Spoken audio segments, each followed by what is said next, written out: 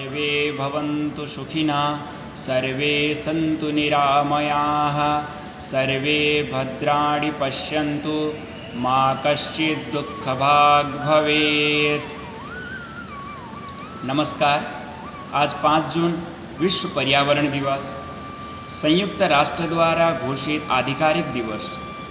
विश्व पर्यावरण दिवस पर्यावरण की सुरक्षा और संरक्षण हेतु पूरी विश्व में मनाया जाता है। इस दिवस को मनाने की घोषणा संयुक्त राष्ट्र ने पर्यावरण के प्रति वैश्विक स्तर पर राजनीतिक और सामाजिक जागृति लाने हेतु वर्ष 1972 में की थी। 5 जून 1974 को पहला विश्व पर्यावरण दिवस मनाया गया था। आज पूरी विश्व में यह दिवस मनाया जाता है और हम भारतीय भी इसी दिवस को मनाते हुए पेड़ पौधे लगाते हुए विश्व पर्यावरण स्कूलों पर, सामाजिक स्थलों पर बड़े धूमधाम से इस दिवस को मनाते हैं, बहुत उत्साह के साथ। हमारी वैदिक वाङ्मय वेद विज्ञान में इसकी व्याख्यान खूब अधिक मात्रा पर आती है और हम इससे धार्मिक तथा वैज्ञानिक दोनों स्तर से अत्यधिक जुड़े हुए हैं। पेड़ पौधे, नदियाँ, ये हमारी सब पृथ्वी की संपत्ति है। इसका संरक्षण करना हमारा परम कर्तव्य है। आज हम विश्व पर्यावरण दिवस मनाने के लिए ऑनलाइन के माध्यम से इकट्ठा हुए हैं। विश्व पर्यावरण दिवस 5 जून को मनाया जाता है ताकि आम जनता को पर्यावरण के प्रति जागरूक किया जा सके। आज पर्यावरण प्रदूषण के विश्व की असंख्य प्रजातियां विलुप्त के कगार पर है। इंसान मर रहा है, धरती त्राहिमाम कर रही है। इस भयंकर स्थिति से निपटने के लिए हमें भारत की प्राचीन गौरवशाली परंपराओं की ओर लौटना होगा, जहां मनुष्य का हर दिन प्रकृति और पर्यावरण के लिए समर्पित होता था। सुबह उठने से लेकर रात को सोने तक हम पर्यावरण के विभिन्न घटकों के प्रति हम कृतज्ञ होते थे। प्रकृति और मानव के बीच आत्मीयता होती थी। पर्यावरण के प्रति हम अधिक से अधिक जागरूक थे और भारतीय का अर्थ ही है हरी भरी वसुंधरा और उसमें लहलहाते फूल, गरजते बादल, नाचते मोर और कलकल बहती नदियाँ। जहाँ तक कि भारतीय संस्कृति में वृक्षों और लताओं को देवतुल्य माना गया है, जहाँ अनादिकाल से इस प्रार्थना की गूंज होती रही है, हे पृथ्वी माता, तुम्हारे वन हमें आनंद और उत्साह से भर दे। पेड़ पौधे को संजीव और जीवंत मानने का प्रमाण भारतीय वाङ्मय में विद्यमान है। अथर्ववेद में वृक्ष एवं वनों को संसार के समस्त सुखों का स्रोत कहा गया है। वेद तथा पुराणों में 10 गुणवान पुत्रों का यश उतना ही है जितना एक वृक्ष लगाने का।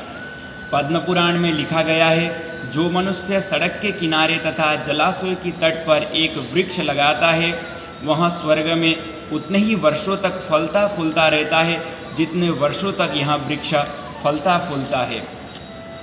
गंगाजल हमारी आस्थाओं और विश्वासों का प्रतीक इसी कारण बना था, क्योंकि वह सब प्रदूषणों से मुक्त था। किंतु अनियंत्रित औद्योगिकरण, हमारे अज्ञान एवं लोभ की प्रवृत्ति ने देश की अन्य नदियों के साथ गंगा को भी प्रदूषित किया गया है। पर्यावरण प्रदूषण की यह समस्या आज विश्वव्यापी हो चुकी है। इसलिए सभी राष्ट्रों का संयुक्त प्रयास ही इस समस्याओं से मुक्ति दिलाने में सहायक हो सकता है तथा हम बच्चों को भी पर्यावरण संरक्षण के प्रति कृत संकल्प होना होगा। प्रकृति के सानिध्य में सुख समझे, अपने आसपास छोटे पौधे या बड़े वृक्ष जरूर लगाए। धरती की हरियाली बढ़ाने के लिए कृत संकल्प हो तथा लगे हुए पेड़ पौधे का अस्तित्व बनाए रखने का प्रण ले। नई पीढ़ी को प्रकृति, पर्यावरण, पानी व पेड़ पौधे का महत्व अधिक से अधिक समझाने की आवश्यकता है। पृथ्वी हरी भरी होगी तो पर्यावरण स्वस्थ होगा। पानी की प्रचुरता से जीवन सही अर्थों में समृद्धि व सुखद होगा और हम आनंदमय जीवन यापन कर सकते हैं। स्वार्थ के वशीभूत होकर बढ़ती हुई जनसंख्याओं के कारण लोगों ने पेड़ को काटना आरंभ कर दिया।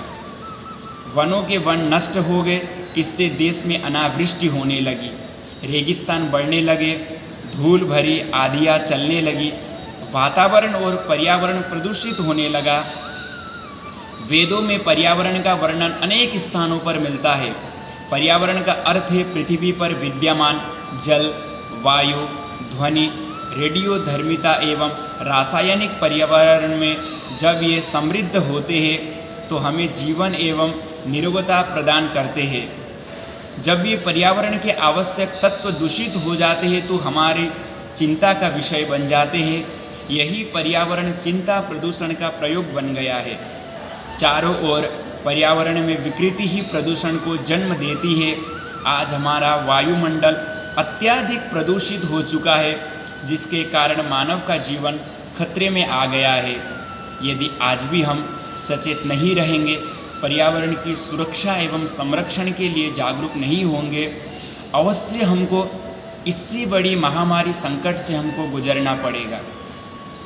आज हम भारत में हरी भरी आनंदमय जीवन यापन कर रहे, ये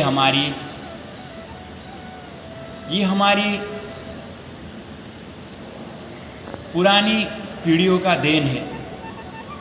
तो हम आने वाली पीढ़ियों के लिए हम यदि शुद्ध हवा, जलवायु देने की हम कोशिश करते हैं तो आज से ही हमको इसके लिए जागरूक होने की अत्यधिक आवश्यकता है, जिससे हम आने वाली पीढ़ियों को शुद्ध जल, वायु दे सकते हैं।